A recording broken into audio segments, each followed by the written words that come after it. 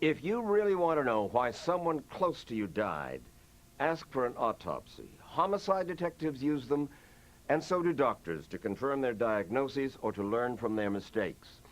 But in recent decades, the autopsy rate in our hospitals has plummeted. They're not cheap. They cost around $2,000, and moreover, they make many families squeamish. But we wondered if there might not be more to it. If autopsies are so indispensable to learning the truth, why are hospitals reluctant to do them? It turns out there may be some things that our hospitals don't want you to know. About 40% of the time in hospital deaths in America, across the board, the clinical doctor gets the cause of death flagrantly wrong, or there's a serious mistake in what is listed as a cause of death.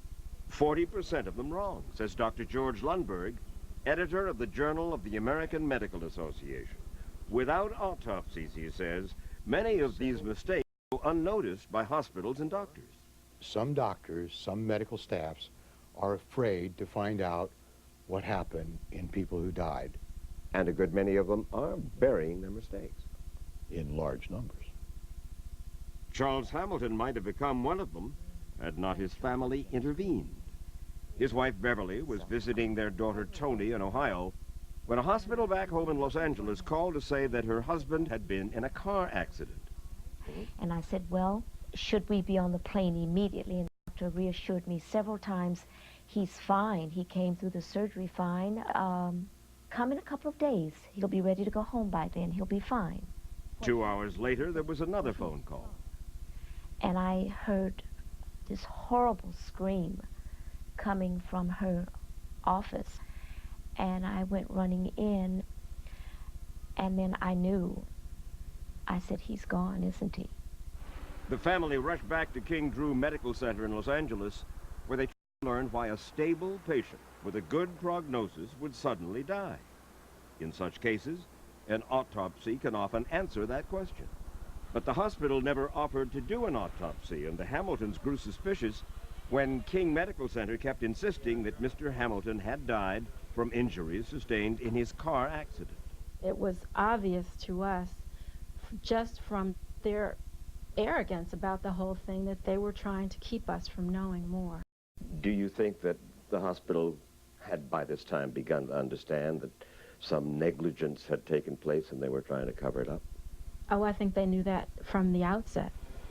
The Associate Director of Health Services for the LA County Hospital System, which includes King Medical Center, is Dr. Donald Thomas. If you're really bewildered as to how or why this person unexpectedly died, we would always recommend an autopsy. You would? Yes. Doctors by nature are kind of compulsive about certain things, and you want to know what happened to this patient you're taking care of. You don't want to just guess. Why wasn't an autopsy done on Mr. Hamilton? His death was not unexpected, nor was it unexplained. Not true, says Mr. Hamilton's son, Derek. And so the only way to get us to go away was to come back and say, go ahead and bury him. Never thinking that we would go and have an independent autopsy done. And that is just what the Hamiltons did. They took Mr. Hamilton's body and hired a private pathologist to perform an independent autopsy. And that pathologist disputed the hospital story that it was the car crash that had killed Mr. Hamilton. Armed with that autopsy, the Hamiltons filed a wrongful death suit, which finally revealed what the hospital had never told them, that Mr. Hamilton had died after an unsupervised first-year surgical intern inserted a catheter near Hamilton's heart, a high-risk procedure that the family's medical experts say was not only dangerous, but unnecessary. King Medical Center, acknowledging the weakness of their case, settled the Hamiltons' lawsuit for $625,000. So had you not gone to the independent pathologist yourself and paid for the autopsy, chances are the hospital would have been permitted to bury its mistake? Absolutely. And that was their goal. When hospitals don't do autopsies, some families turn to this man, Vidal, at 1-800-AUTOPSY. As an autopsy technician, he kept hearing from funeral directors that families wanted autopsies, but that hospitals weren't doing them. So 9 years ago, he started an autopsy business in Los Angeles. Really, when the families come to us, it's just They need to know what really happened, and if the hospital is not providing this service for them, they come to us. We are really their last alternative. And the bodies come not just from L.A., but sometimes from other states, even other countries. Last year, Vidal Herrera's staff of doctors did 700 autopsies. Do you advertise? No. So it's all word of mouth? It's all been through word of mouth. We just developed trust. I know, but to get people to call for your services, they've got to be suspicious. They're traumatized, they are suspicious, and they're angry. They need to know. And if there's been malpractice, or if there's been negligence, We will bring it to their attention. out of the cases that come to you, what percentage turn out to be, Misdiagnosed? yeah, Approximately 25%. 1 out of 4? Yes. I knew they were hiding something and they were covering something. And I promised my dad I would find out. Lorraine Russell, Lori Bandow, and Mark Hippler, each of them, recently used Vidal Herrera's autopsy service to uncover what they say were physician errors that killed a loved one. We asked them whether their doctors had offered an autopsy. Oh, absolutely not. No. No, they didn't suggest it. No, no one would offer that because that's the one place where their mistakes would be brought to the forefront. The unwillingness of hospitals and doctors to push for more autopsies worries Dr. Lundberg, editor of the AMA Journal. I think if I'm the daughter or the husband of someone who just died, I'd like to know why they died. I think I have a right to know what happened. I'm not sure that I want to know that much. Wouldn't you like the doctor to learn from that autopsy? Wouldn't you like the medical students around there to be able to learn in some way from the death of your loved one, so there's a benefit to society? Wouldn't you like the vital statistics of the United States to be accurate so we can know how to schedule money for research, for example? Much of that information is supposed to come from teaching hospitals, like King Drew Medical Center. Yet that hospital's own autopsy rate is... Oh, I would say probably around 2 or 3%. Not very much at all. A major teaching hospital in Los Angeles told us that their autopsy rate was about 2 to 3%. A major teaching hospital. I would say that is a non-teaching hospital. And frankly, if I had the power, I would threaten them with loss of accreditation of all of their teaching programs. Because? Because they're not looking for the truth in the people who die. Is King Hospital an exception? Hardly.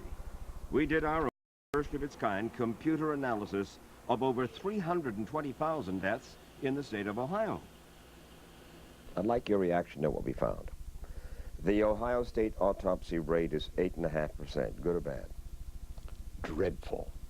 Several hospitals in our study did not perform a single autopsy in 1996, the most recent year available. Half a century ago, the autopsy rate would have been around 50%. You don't like to ask for them. You don't like to walk up to somebody whose family just died and ask them, can you vivisect the body? It's just not a popular thing to do. Not just unpopular, but largely unnecessary, say some doctors. A lot of clinical doctors began to think that they didn't need the autopsy anymore because they had fancy lab tests, imaging devices, all sorts of new technology that would answer all those questions. And in theory, they were largely right. But in practice, they've never been right. And medical studies explain why.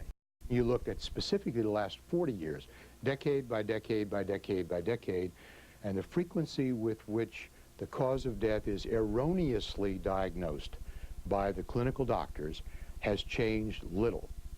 Fearful that these physician errors might become known, risk managers at some hospitals are doing more than simply not suggesting autopsies. Some of these risk managers have been accused of masquerading as patient advocates to keep families from filing costly malpractice suits. Martin Murillo, the hospital risk manager, did to him after his mother died. She introduced herself as a patient advocate, and she attempted to console me and as well as other family members.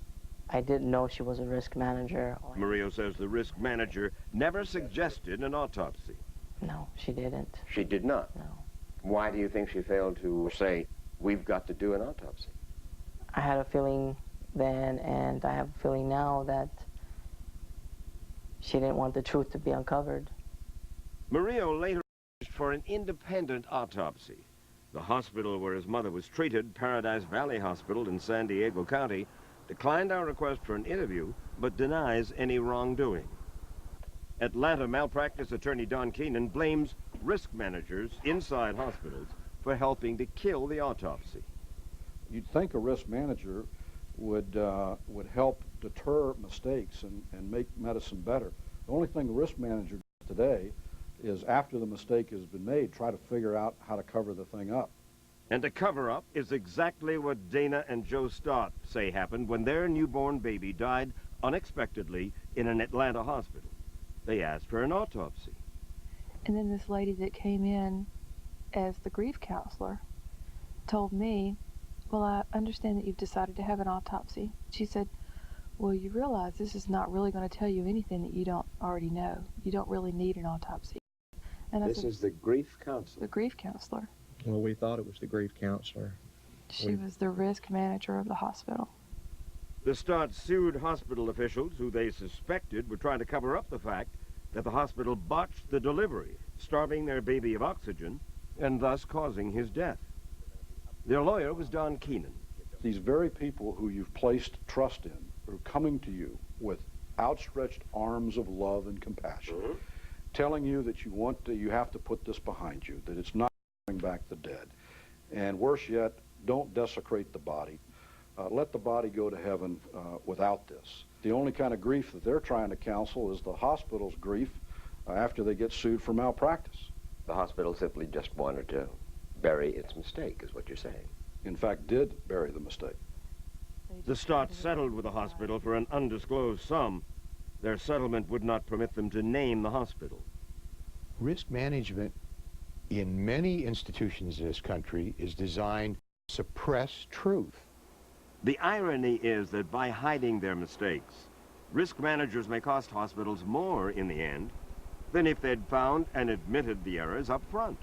Enlightened risk management recognizes that by finding the truth, they will usually be able to defend the hospital better by having the facts, and if there are problems found, settle quickly and fairly, and then prevent those problems from harming future patients.